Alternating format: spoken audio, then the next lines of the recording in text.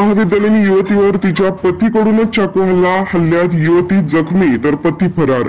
सांगलीतील college corner येथील एका महाविद्यालयासमोर एका महाविद्यालयीन युवतीवर तिच्या पतीने चाकू हल्ला केल्याची घटना घडली आहे। या हल्ल्यानंतर हल्लेखोराने पलायन केले। प्रांजळ काळे असे या युवतीचे नाव आहे। 6 महिन्यांपूर्वी संग्राम शिंदे याच्याशी तिचा प्रेमविवाह झाला होता। त्यानंतर दोघांमध्ये वाद सुरू होते। यापूर्वीही संग्राम विरुद्ध तिने तासगाव पोलीस ठाण्यात गुन्हा दाखल केला होता। आज ती कॉलेज कॉर्नर येथील एका कॉलेजला आली होती। त्यावेळी पतीने कॉलेजच्या बाहेरच तिच्यावर चाकूने वार केला। या हल्ल्यात प्रांजळ जखमी झाली असून तिच्यावर शासकीय रुग्णालयात उपचार सुरू आहेत। हल्ल्यानंतर पती संग्राम याने घटनास्थळावरून पलायन केले। घटनेनंतर विश्रामबाग आणि शहर पोलिसांनी सुद्धा घटनास्थळी धाव घेतली।